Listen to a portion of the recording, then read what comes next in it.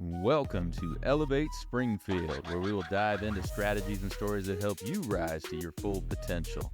Each episode, we'll talk about how you can take intentional steps to elevate your life and your business while making a meaningful impact on those around you.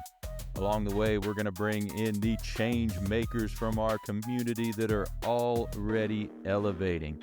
We'll bring the actionable strategies, you bring the discipline and follow through, and together we can elevate Springfield. All right, let's go, Springfield. Time to get after it. Time to 10X today and every day. You are listening to the Elevate Springfield podcast. Robert Farrell here, certified 10X coach, speaker, and mentor, here to bring you actionable strategies. You bring the discipline and follow through, and together we're going to elevate Springfield. We are coming to you from the Big Dog Construction Studio in beautiful downtown Springfield. Another great end of the week in store for this Thursday drop. Hey, we do want to thank our friends over at Custom Property Solutions.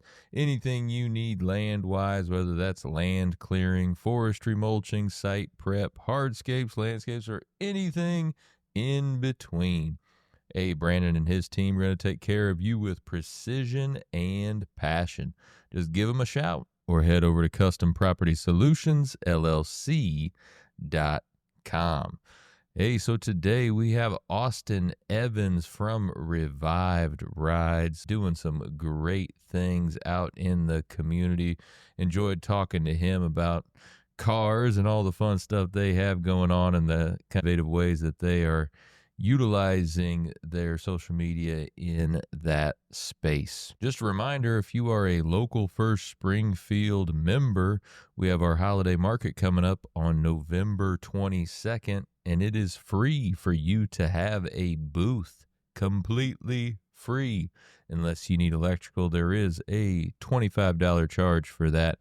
But otherwise, if you don't, completely free for you. So just head over to localfirstspringfield.com/holiday market and get signed up. Hey, if you're not a member and would like to participate, pretty simple process. Hey, just become a member. $175 for a business for the entire year. That'll get you your free booth and then all the other benefits that come along with being a Local First Springfield member. So we do have limited availability in terms of the amount of spots that we're able to offer. So if you want to take part in that, if you'd like to participate, hey, I'd recommend getting on there and getting that taken care of. It's going to be a fun day. We're going to have Santa out. We're going to have some food out there. We're going to have some elves running around. It's just going to be an all-around fun day. Great place to shop locally and support your friends and neighbors here in Springfield. So we're going to get right to Austin after the break. Custom Property Solutions transforms land and outdoor spaces throughout Central Illinois with precision and passion. From clearing overgrown brush to crafting stunning patios and fire pits. Need expert lawn care, excavation, or fence row clearing? They've got you covered, safely, efficiently, and on budget. Fully insured and satisfaction guaranteed. Visit CustomPropertySolutionsLLC.com today, where your land meets their passion. All right, and we are back. Joining me in the studio now is Austin Evans from Revived Rides. Austin, how you doing, man? Pretty good. Yourself? Oh, I'm fantastic. Thanks for joining me down here in beautiful downtown Springfield. Happy to be here. Well, we're going to talk about Revived Rides, but before we do that, let's learn a little bit about you. Tell us a little bit about Austin. Well, I'm pretty simple, actually. I go to church, I work on my business, and I pretty much just network as much as I can and talk to people and go hunting. That's about the sum of everything I do. Okay. So what's your background like before Revived Rides? What were you doing? Well, before, I've actually been working on cars for a long time, probably 6 or 7. I started working on race cars, helping people in shops and stuff. My uncle owned a tow company. And then I kind of just worked on cars my whole life. Went to the state for about a year or so, and then realized office work's not for me. So then I decided to start my own shop, but been working on cars for a while. Okay. So the tow company, was that here locally? Yep, it was All Star Towing. He's sold it since then, but it definitely, he owned it for I think 10, 15 years before that. So, Okay. So you grew up around here then? yep. Yeah. Born and raised. I lived in Texas for, I think, 4 years. But Mhm. other than that, I've been here. So you worked for the state for a little bit. What'd you do for the state? Yeah, that 1 year I worked for HFS, Uh-huh. answering phone calls and stuff for trying to help people with food stamps and Medicaid and stuff like Oh, that. sure. Yeah. It was nice because I could work from home, but then I realized I was working from home and I was stuck in an office all day. I couldn't. Right. I got antsy, so I had to make a Understand that. change there. Yeah, understand that. So you say you've always liked working on cars. I mean, even when you were little, Yeah. you like tinkering. Yep. I actually, when I was younger, I used to take apart outlets and stuff like that just to Okay. see how stuff works. So it's going back together. It's usually the hard part once you Right. figure it out. So Yeah. What's your earliest memory of working on a car? I used to help build street stocks for a couple guys around here. So my favorite part was putting the sheet metal on race cars because Uh-huh. once you learn how to do it, you can kind of just soar through it and get it done. And especially because you're usually in a time crunch when you're putting the metal on a car Right. Thursday night for Friday race. Okay. All right. Were you into the racing and anything, or were you I just more used just like doing the build side? I used to be back when Sheps was open. I used Mhm. to go to Sheps a lot, but they're now just a junkyard. So Mhm. I don't go as often now as I used to. Yeah. So how long has Revived Rides been around? So we technically opened June 23rd of 2023. And what was the impetus to, hey, I'm going out on my own. I'm gonna do this. Like, what were you doing right before that? And then you decided, hey, I'm gonna start my shop. So me and my friend, he's actually still a really good buddy of mine. We were restoring his grandma's tractor. They used to own an international dealer down in Flora, Illinois. Okay. They owned a dealer, and this is like the first tractor his grandpa sold. His grandpa's passed away and it has been running. So we got it running and everything. We were in Rochester and they didn't take too kindly of us trying to restore a tractor in the driveway, but what can you do? So then we start talking and he was like, hey, I think we should start a business. We're like, okay. So then keep in mind, I wasn't really a business person at the time. I was kind of just winging it, but we went on Chat GPT, made up a business name and used AI to help figure that part of it out. And then we just said, okay. So we started using my garage as like the shop area it was legit like a Steve Jobs moment. It was this one car garage is working on cars and we worked on bucket trucks and everything else out of my gravel driveway. Then we worked up enough to get a shop, which is where we're at now, is on Bradfordton. Very cool. So you say through Chat GPT, that's Chat GPT gave you the name of the business based on what you put in there? Kind of. We're like, hey, we're looking at starting an auto repair shop. And then we're like, give us a list of names. So it did. And then we're like, well, that one's cool. That one's cool. So we took two of the suggestions, put them together and made one. Gotcha. All right. Very cool. What type of repairs were you doing in the garage? How much were you doing there? Because you don't have the equipment that you have, in a shop. But what kind of repairs were you doing there in the garage? So I had all my tools from when I used to work because I used to work at a shop consistently and had all the hand tools. We did the motor swap at the tractor, and then after that, we started small with brake lines and an exhaust manifold. We didn't do anything big like engine swaps and things like that. We're getting back into it now because we have enough room to move around, but we did all the small stuff first just because we didn't really have much room to work with. We had a one-car garage it can barely fit my wife's Jeep Wrangler in it, so it's not very tall. So we're in a Sure. gravel driveway if we had to do something. Right. But now Really. you've got your shop out on Bradfordton. How many bays do you have there to work with? We have 3 inside, and we usually work outside as well, so we're all over the place. So talk to us about the progression of the shop. It wasn't a shop before you got it, was it? Was it already a shop and you retrofitted, or was it something else and then you turned it into a shop? What was it? It was kind of just a big open canvas, I guess you would say. So there was no lifts or anything. So it used to be Department of Wildlife. So it was just where they parked their trucks and trailers, stuff like that. We got it from a guy who was going to put his RV in it, but he decided it's too short. He doesn't want to mess with it. So then we're like, okay, well, we're in it from you. So we rented it from him. The fronts, we have our lobby and waiting area. We have an extra room for like our displays for truck bed covers, accessories, stuff like that. But the back part, we've had to put lifts in and shelving and workbenches, but it was kind of just an open canvas of however we wanted to set it up. Well, how fun was that? Be able to have an open canvas and just make it however you want it to be, right? It wasn't already a shop to where you had to work with what was already there. You were able to just create what you wanted. It was really nice because we could set up systems how we wanted them to be set up instead of some places. If you go rent one, it's kind of just a hey, this is what it is, and you kind of got to work around it. Right. So it's been a little over 2 years. Yep. Right. A little over 2 years. So at the start there, you said create the systems. What kind of systems were you putting in place when you first started? Just trying to make it where, so say if we're doing an oil change, you don't have to walk across the shop one way to get oil to go back across the shop. Just time efficiency. I think that really narrows in on, how effective you can be working an 8-hour day if you're running around, wasting 5 minutes trying to find this tool, find that, go across, get the oil, all that stuff.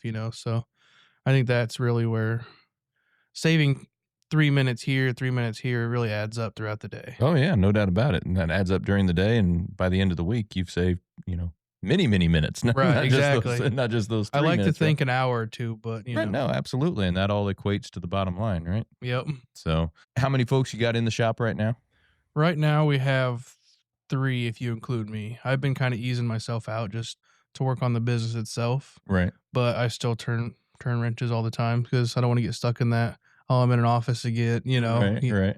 I like to get my hands dirty once in a while. Just say, okay, well, I'm just going to go do this, and Sure.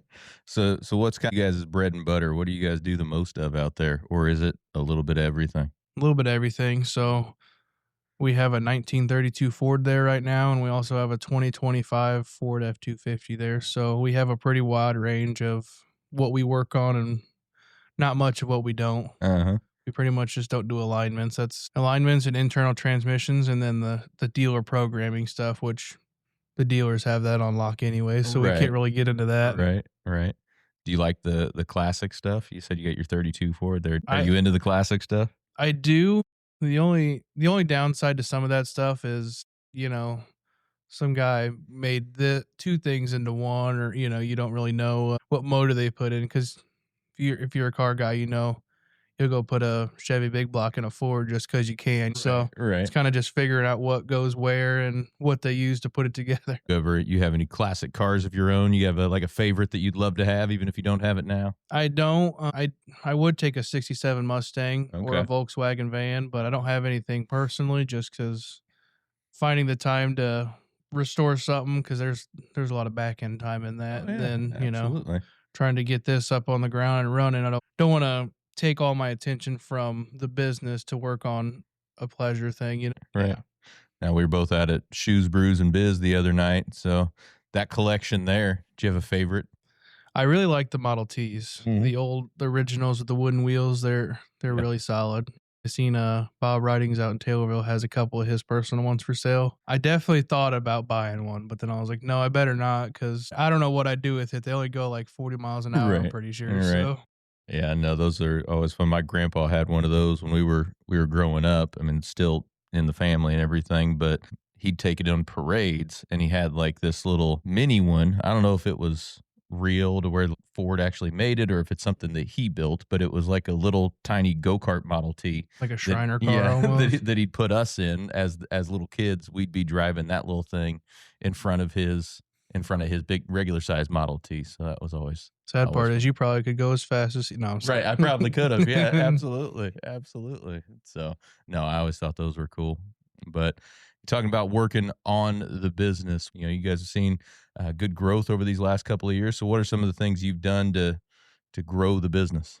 I think networking is a really big part of it, which you've seen. I've been trying to join all the Yeah, networking groups yeah, I you've been can, everywhere lately, trying to man. get all over the place, just because I think working together with other business owners helps, because like I refer people to Sangamon Tree Service, things like that, because it's like, well, I know they do good work because you never hear anything bad about them, but I refer them just because I think it's nice to stay with people you talk to, and staying local is definitely big because you have Amazon and all that, who's kind of pushing all the little businesses out. So I think it's nice to keep all the money in Springfield, just because it's staying in our local economy and everything. Say your daughters are doing karate, it helps pay for that because it's going to you, you're doing Right. it for them. It's going down the line, instead of I'm just gonna order this on Amazon and Jeff Bezos gets his third yacht, Right. something like that. Exactly, exactly. So, when you first started out, how did you market yourself? How did you get your name out there? There's a lot of shops around town that have been around for a while. How does somebody really just push their name out there. Yeah, I will say it is kind of hard because you have probably 5 or 6 shops that have been open 50 years. But one thing I've noticed is younger people, they're like, well, I just need my car fixed. Mhm. So I've been getting on Facebook or TikTok, stuff like that, and just making jokes kind of memes, I guess is what they're Yeah. just making the stupid, like we had a 12 days of Christmas where every day we photoshopped a cover of a Christmas movie Uh-huh. and put us on it, just Oh, stuff yeah. like that. Heck So it's yeah. like, hey, those are those guys who just do those weird Facebook posts or, Uh-huh. just because it grabs their attention. And then they're like, I'm really big about just seeing the name. So like we were out at the car show this 2 weeks ago Mhm. and we just have a booth out there. We got Bluey out there, Yeah, stuff I saw like you that. did Bluey deal there. And Yeah. I'm just like, if you see the name, it's kind of like man, where can I go to work on my car? And then you see the name, you're like, oh, okay, that's that place that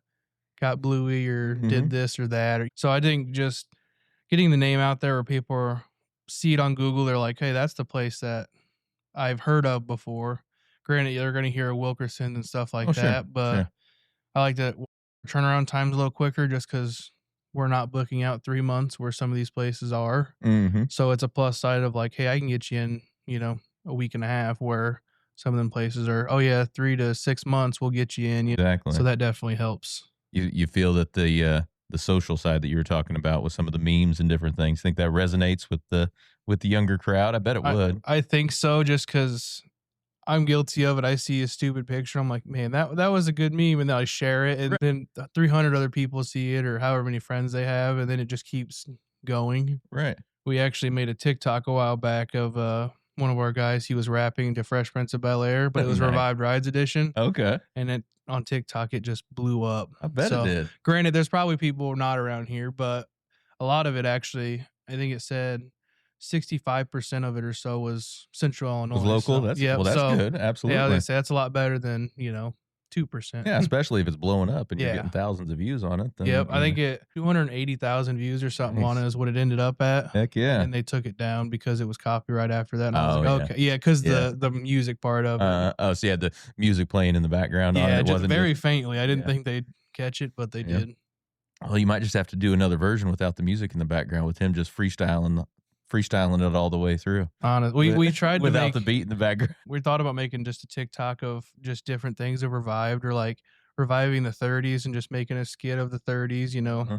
or like the 90s with Vanilla Ice, stuff like that. Just reviving old memories that people would have and just bringing it back and saying, "Oh, I remember that in 1992, whatever it Heck is," yeah. So No, that Fresh Prince, Vanilla Ice, all those would be target right into yeah, that exactly. that The the people who 40-year-olds ish, and a little bit older. the people who are like, "Man, I remember that when 30 Uh-huh. years ago." And I'm like, "Okay, perfect." Yeah. Absolutely. No, and I mean in 10X, we always talking about being unique by your action, being outside the norm, and I would imagine there's not many shops that are out there doing that. I can't say there's probably two, and there's no local shops that are out there putting Fresh Prince TikToks out there on there. I wouldn't think. Right? I don't think so. Actually, a lot of them don't use social media really. Like they'll Mhm. have a Facebook page and just say, "Come see us," or just to say, "Hey, we're closed this Sunday" or whatever. But there's not many of them who I feel like are actually using social media Right, to where actually they should. generate leads and generate people. Yeah. Yeah, they're all old school. They're like word of mouth, which I get it. Word of mouth is great, but nowadays social media is going to be somebody looks up on Facebook car mechanic, it's going to be 4 shops with a gray picture on their thing, or ours where we have cartoons and Abe Lincoln, and we're a wide range of social media. We're all over the place. Absolutely. Yeah. And like you said, especially the younger set, most of the time they're not as, if you want to call it, company loyal. Like some of the companies that have been around a really long time, they may not really care that they've been, Yeah. but they see you out a lot and they see you doing all these cool things. They may Yeah. gravitate toward that rather than the company that's been around for 50 years. Yeah, they're like, well, my dad told me to go there. I'm probably not going to go over there, just Right. because Exactly. you know how that goes. Oh, yeah. No doubt about it. Any other cool TikToks that you've done? We have a couple that are in the making. So, like I said, my wife's a photographer, so we have all of her like photo shoot stuff in the room. So we have backdrops and stuff like that. So I've been making a planner of TikToks I plan on doing. I think we're gonna start pushing that probably within the next month. We're gonna start doing like once a week, just because our Facebook does get kind of unprofessional at times, just throwing jokes in there and stuff Sure, like that. sure. So probably once a week, just a TikTok of just reviving something or bringing something back. Okay. from the past or. Oh, I love that. And you guys do all your own content creation and everything? Yep, So yep. So I have my wife has all the camera yeah. stuff, and I have a drone and stuff like that we try to get. Sweet.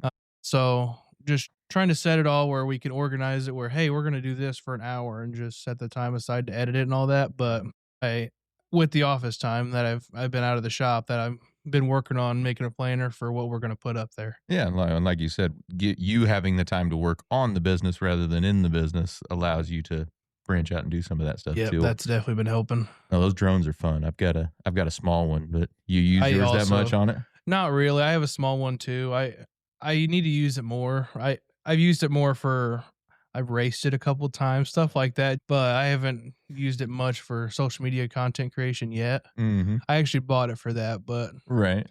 I realized trying to figure that out for inside, I don't want to smack somebody in the back of the head with it just Right. because they probably won't be too happy No, I about won't be that. too happy with that, but you can definitely get some cool shots when Yeah. when you have that drone going. Yeah, I want to get our shipping container out there. We have a shipping container with Abe Lincoln and some old cars on the Uh-huh. side of it. I want to get like a good aerial shot of that. Where's And that? Does just to that sit out at your shop? Yep. Okay. So actually, if you hit 97, so say you're going towards Pleasant Plains or coming to Springfield, right there on Jefferson, it's actually right there in the field. Okay. So it's a 20-foot shipping container, and my cousin did a mural on the side of it. It's An awesome. awesome mural. Yeah, I've It's- seen the picture of it, but I've never actually seen it in Yeah, person. it's I drive also- by there all the time. I guess never. Look. Yeah, that's what I try to figure out where to put it because I want to angle it more towards the corner because Yeah. Jefferson and Bradford, like Bradfordton's a busy road. Yeah. The people who go down Bradfordton aren't going down Jefferson to Pleasant Plains usually. So yeah, but it's all Springfield themed. It's actually really cool. We really try to tie into Springfield and Abe Lincoln and all that good stuff just because it's kind of who the 217 is. Absolutely, no doubt about it. He did a really nice job. Does he do murals a lot, or is that just something He does a lot wanted of to do artwork. on that? He does a lot of artwork. He cannot hand draw anything. I'm convinced he could probably draw like custom comic stuff like that. He's all over the place. He did an old AC/DC wall in someone's basement before, but then they did like AC/DC and it like merged into Jason and Freddy and all that good stuff. And they had like rock music playing on the mural, and it was really cool. He can kind of make stuff up in his head and make like two things into one and just make it work. So, is TikTok your favorite social media outlet to use for the business, or is it Facebook, or what is it? I am getting more into TikTok. I haven't been just because I don't personally use TikTok, Right. but I know it's one of those things of everybody's on Yeah, TikTok nowadays. It seems you like got to be everywhere. You got to be Yeah. on all of them now. I would say Facebook, Meta, just because Meta Suite, you can do everything in one. It's Right. really nice and convenient to schedule this and that and change the stuff and like do it all in one suite instead of having to go to Instagram, go to Facebook. I wish they made like an all in one so you can kind of keep track of what you posted where, but Right. Well, let's talk about that after because there are some things that can do that. okay. I can right show on. you a few. I can show you a few tools on that to where you can actually attach all your different social platforms to one hub. So, what are you most proud of with Revived Rides so far? Now that you're a couple years in, We do a lot of community stuff. So we'll do the car show. Like I said, we got Bluey, things like that.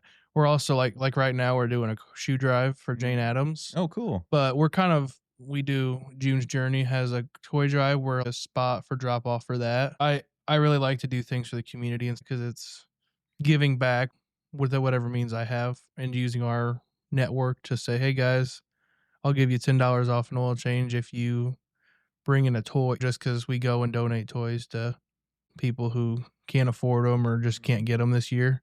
Just trying to give back instead of just hanging out and saying, yep, I make a lot of money in my business and I'm going to keep it myself. I almost think of it as tithing kind of, just like giving out to that family who can't afford gifts this year because dad lost their job, mom lost, stuff like that. So have to pay the bills or get a present. So Yeah. at least get them one toy so Santa's not like, Santa didn't bring me nothing. Stuff like that. I didn't get any. Right. Exactly. No. Very cool. So we talked a little bit about the networking groups that you and I are both in, and you said you've been more part of. So local first Springfield, Land of Lincoln professional networking been pretty good for you so far. Yeah, met a lot of good people, and I actually met you through Yeah, Land of Lincoln. through So those, yeah, yep. absolutely. So I've really liked both of them. Just all the events and stuff they put on, they organize them really well, and it's intentional. And the people who are there aren't just there to hang out; they're there to meet new people and keep it local. Yeah, and that's key, being able to work together, because when we work together, we grow together, and we grow Springfield together, right? Yep. So, what are some ways you feel like you elevate your customers, your clients? So I know there's like a stereotype of shops where they're like, well, you need this, this, this, and this. I'm just honest with them. I'm saying, hey, just so you know, I'll be honest and say, I don't think this car is worth fixing just because the repairs are going to outweigh the cost of the Yeah. car. Or if it's not, I could fix this, this, and this, but the frame's still rusted out. But also just being honest with them of, if it was my car, I would fix this, this first instead of just saying, I think you need to fix it all.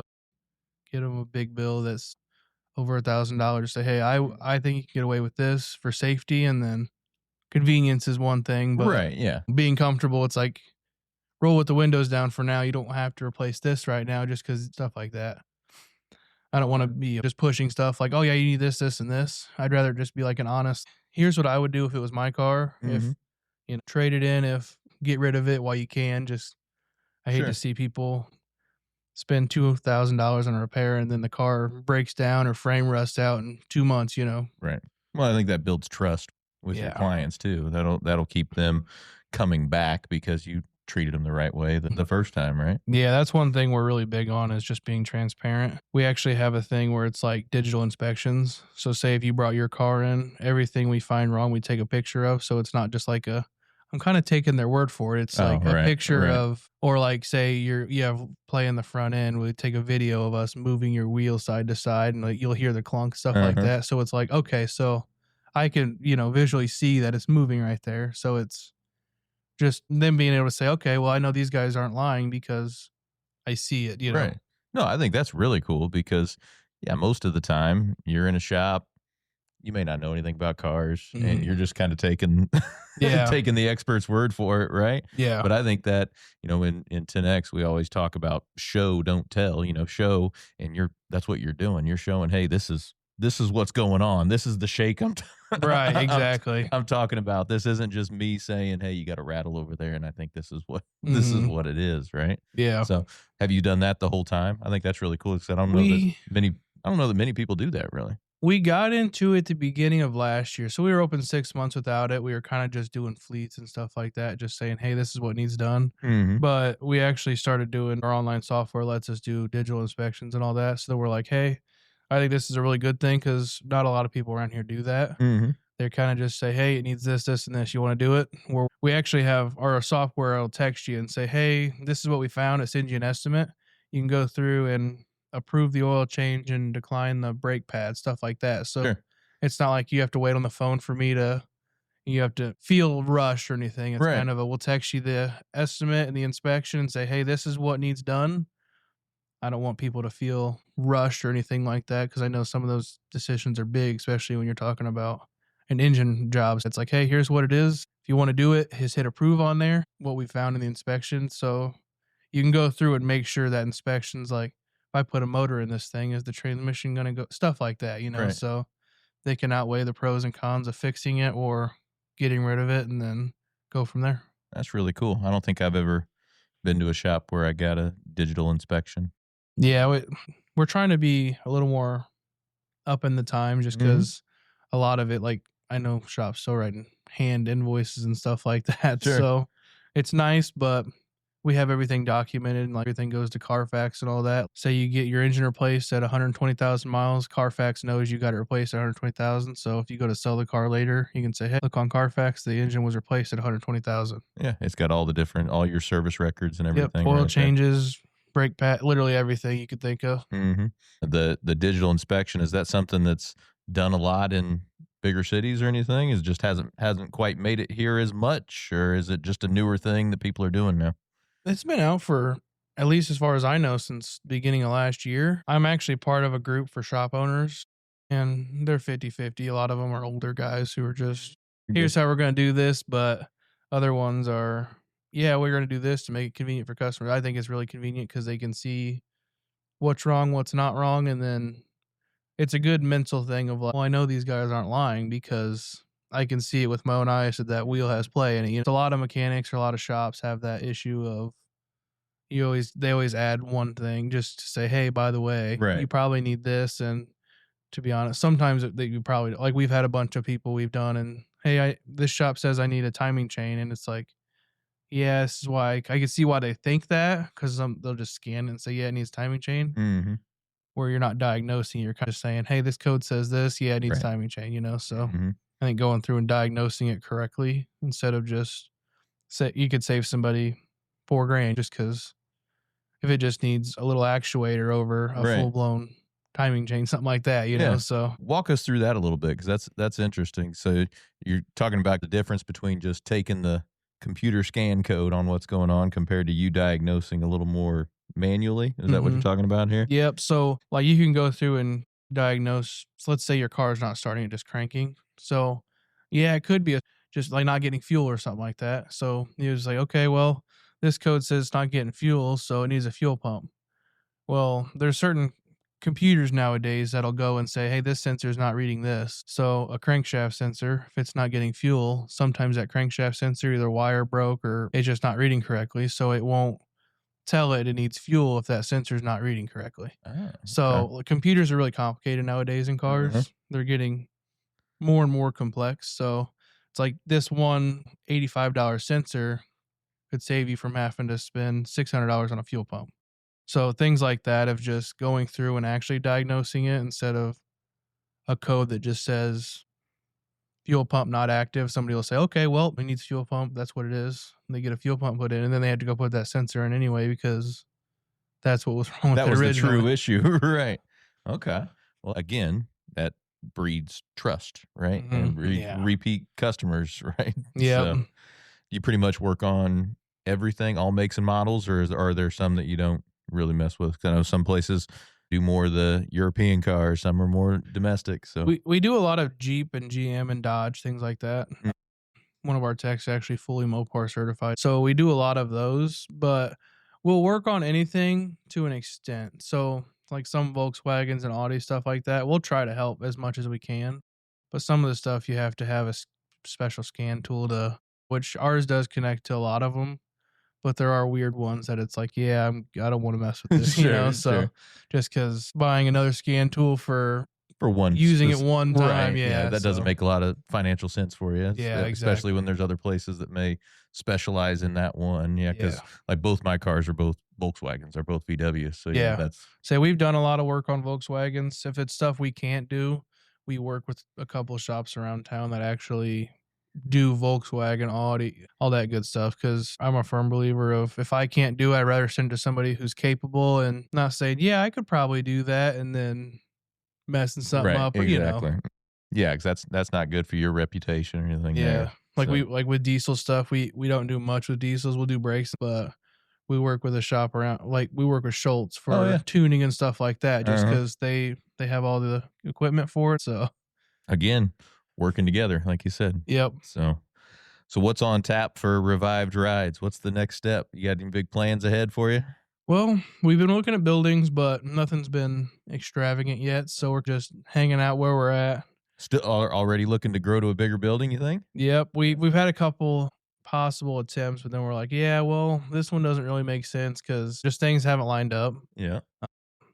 I'm one of those God's plan, not mine. Mhm. So I think I'd rather just rock it. And then when something pops up that says, well, this is a no brainer, then I'm like, okay, well, this must be the sign instead of just trying to force it and then end up biting the bullet and doing it and then Right. being upset with myself because I'm like, well, I may have jumped on this a little soon, you know? So we're working with three bays right now. So we have two techs and myself. So the two of them, it usually we can get a good flow going of we have two lifts. So we Mm. get a good flow going of, hey, this is what we're gonna do first and then pull in behind it. So Yeah, absolutely. And like you said, you're at a corner that has a ton of traffic. I mean, yeah. there's a ton of people go by hmm that intersection. For your techs, how do you find your techs? Sometimes that can be difficult. Yeah. So it's definitely a challenge nowadays because a lot of I mean, the dealers have a lot of them, all Mhm. the good techs. We actually had one who we've known for a while. The other, Jacob, he's the other business partner. Mm. He knew Chris and I knew him from church. We talked to him about it and he was like, yeah, sure. You know, so that's where we got the Mopar tech. And then just finding techs in general is chaos. We've used Indeed. It's not a great way to find them just because you get people who don't really. They'll say, "Yeah, I actually changed my brake pads once, so I'm Yeah, a mechanic." exactly. I'm like, Yeah. "Okay, Yeah. so Yeah. Change the tire once. There you yeah, go. Right. exactly. Like I'm a mechanic basically." Right. So then we just, I think it was Indeed. We found the one just because I think one out of every 50 Sure. applicants you get are good. So just combing through all those and finding it, it's one of those things of we know a lot of people in the car world, especially between me and Chris. We're like, hey, we just ask around. You know, nobody looking for a job who works on cars, just because you're a good tech, like people know who you are. You know. Yeah, absolutely. Yeah, that's what I found too a lot is because worked with a lot of them over the years. Is yeah, the good techs people know 'em, you know, Yep. right? They're on a Exactly. list, on a list, quote unquote, on a list, essentially. Where they Exactly. You'll know where they are, and you'll know if they're looking for a job because right. they're. It was like, oh well, he's looking for a job. I was like, okay, Oh, cool. You know. let's make that call. Yeah, absolutely. So we've talked a lot of business. What are some of the ways you elevate your life personally?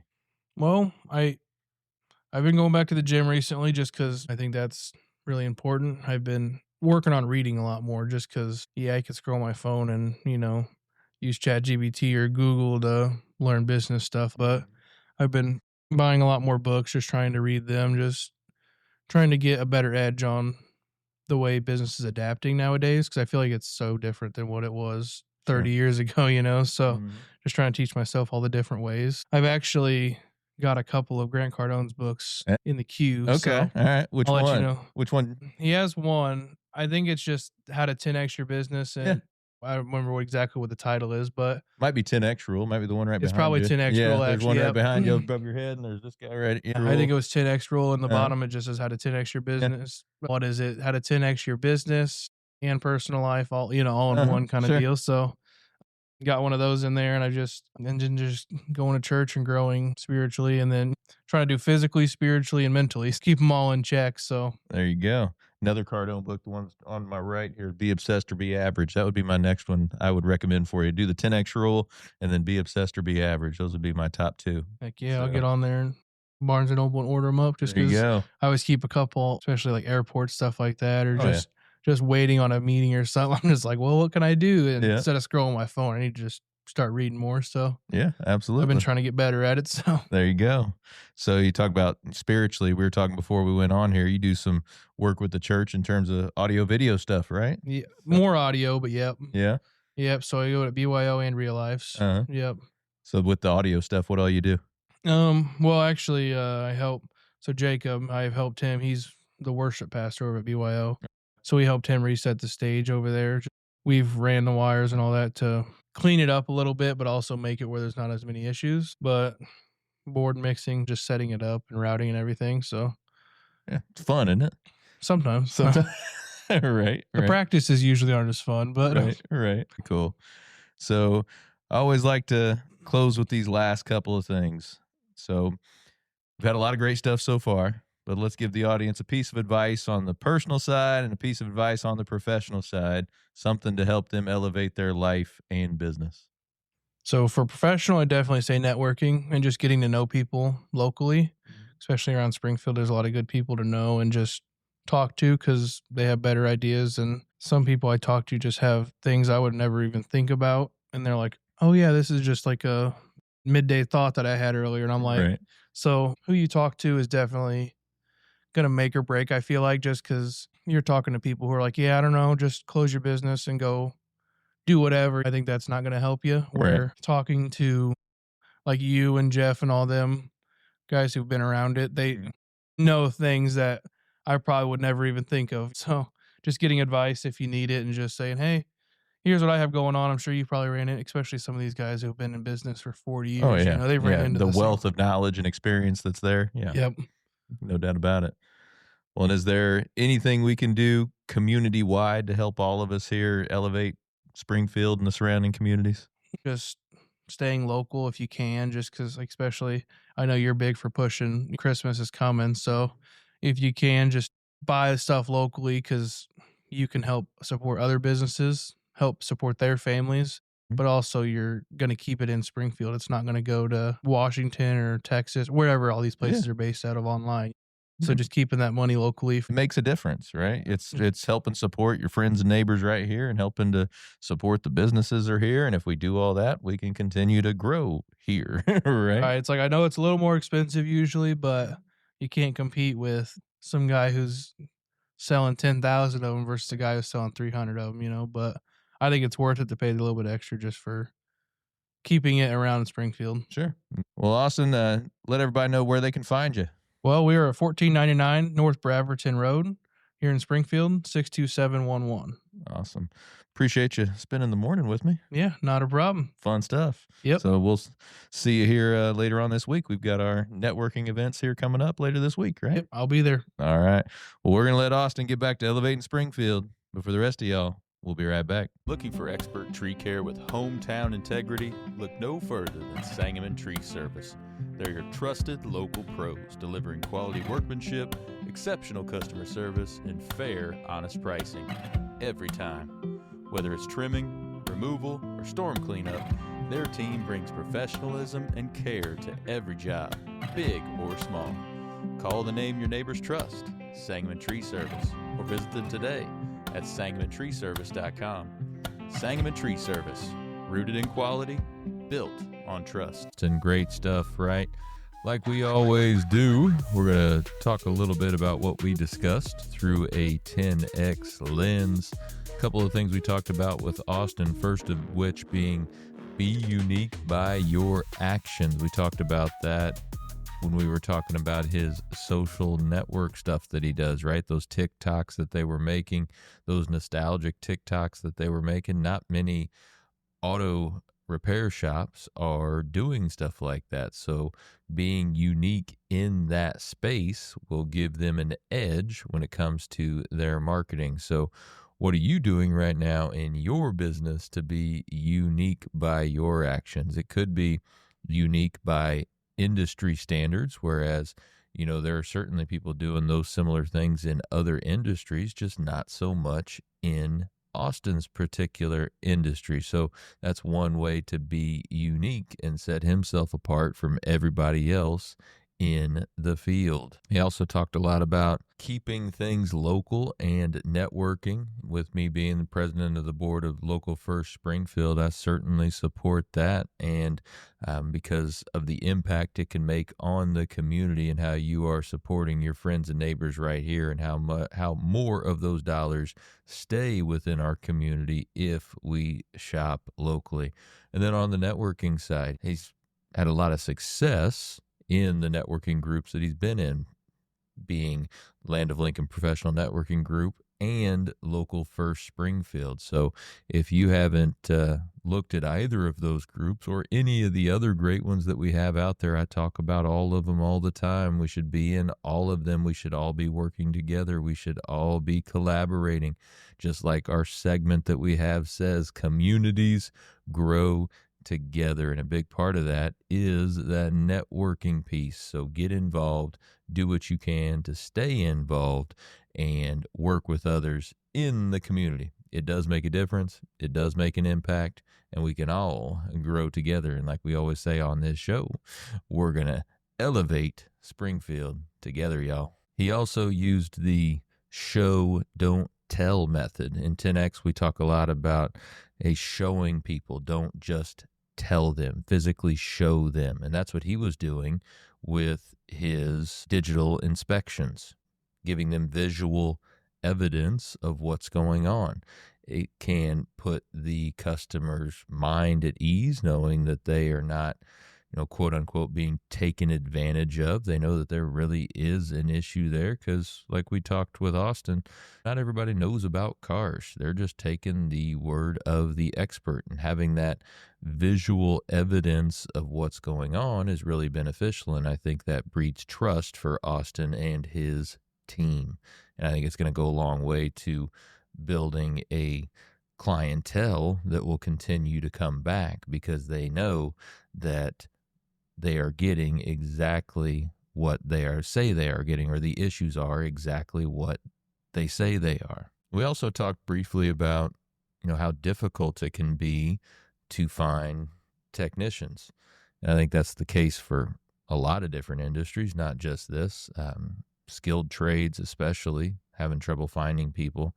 But across all industries, it can be difficult to find the right people. So we haven't really talked a ton recently about 10X methods when it comes to finding the right people and making sure those people are aligned with your company. So I'd like to take a few minutes and talk about that today. So when we're talking about people alignment, we're really talking about finding, attracting, and hiring the right people.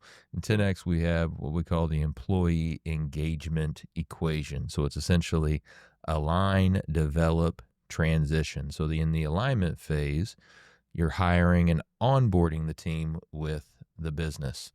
Develop, you're moving the team member through the employee maturity model, which we'll talk about that in just a second.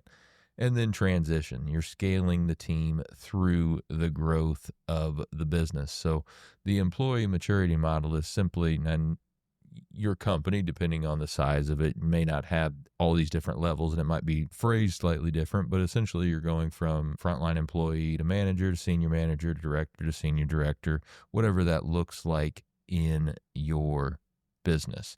So how many people do you have right now, if you're a business owner out there? How many employees do you have in the alignment phase? And how many employees do you have in the development phase, moving them through? And then how many employees do you have in the transition phase as you're scaling?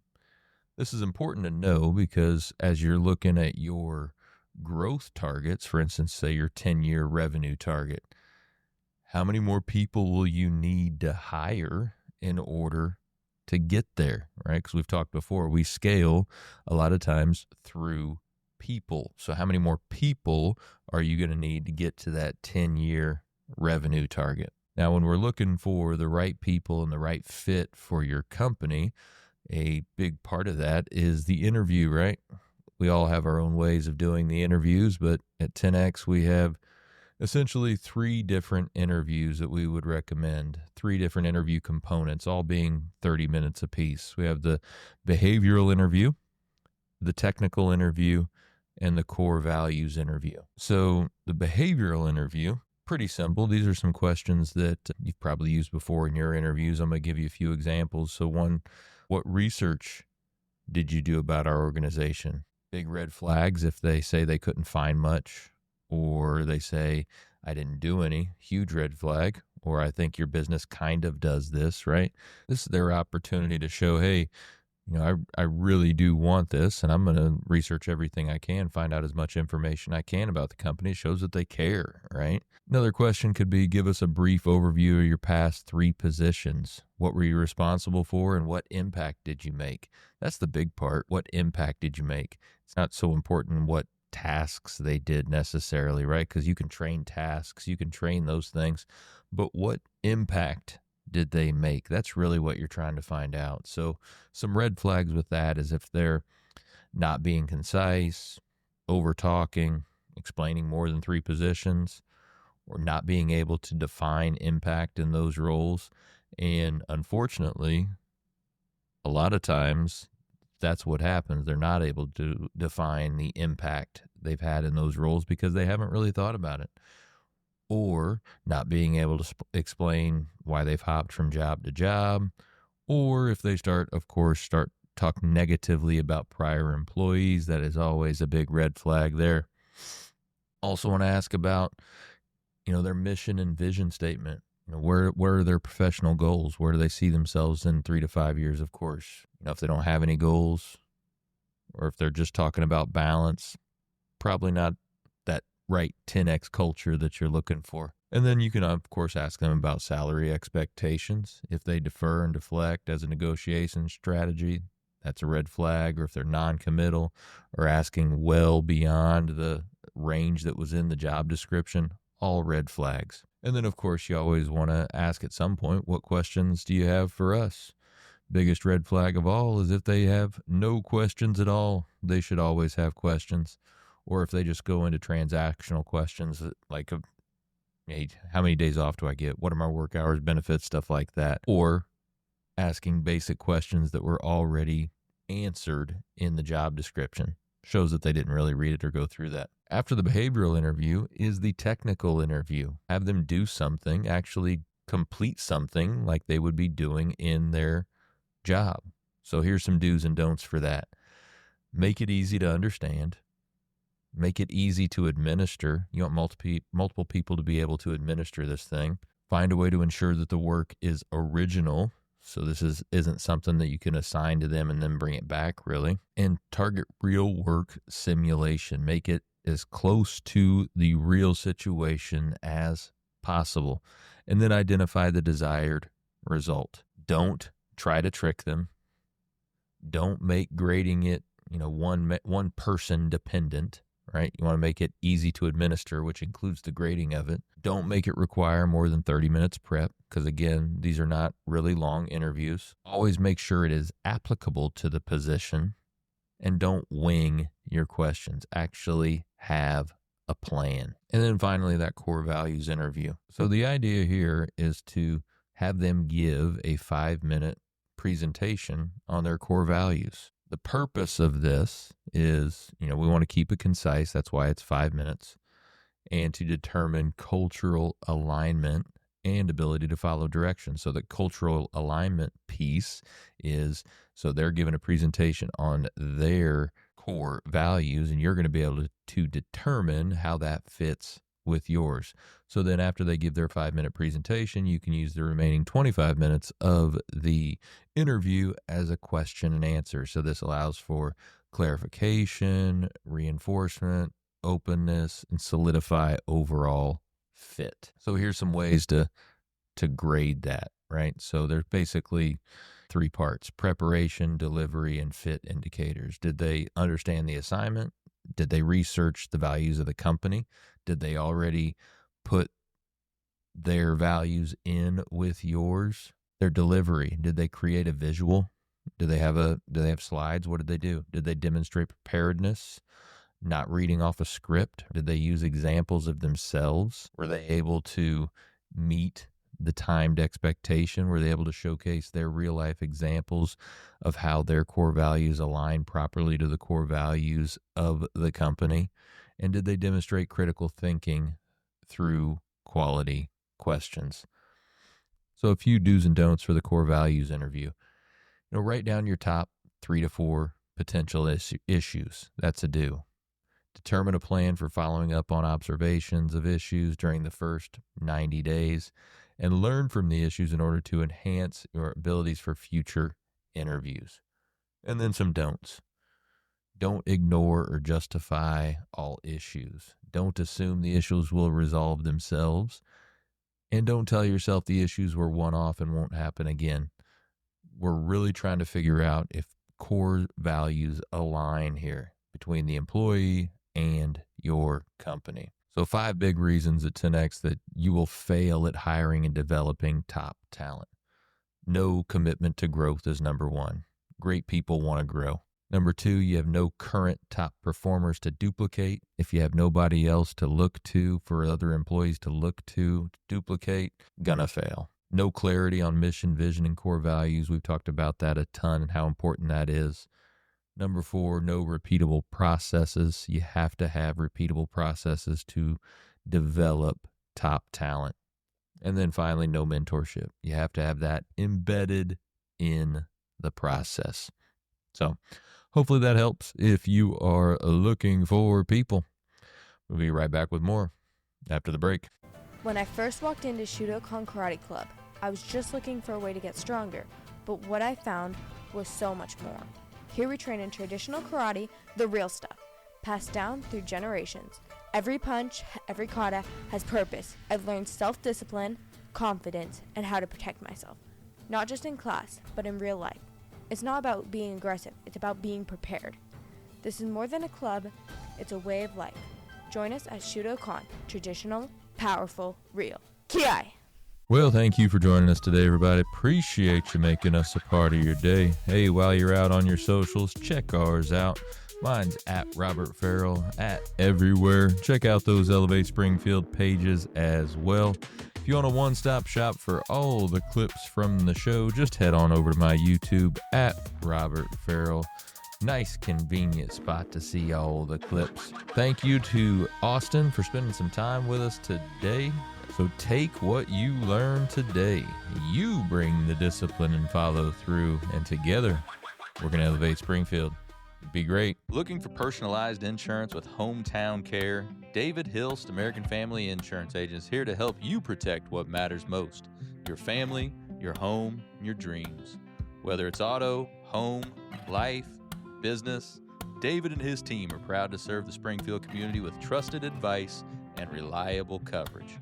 Local service, real relationships, peace of mind. Call today or stop by their office. They can build your dream protection plan together. Call 217-726-6343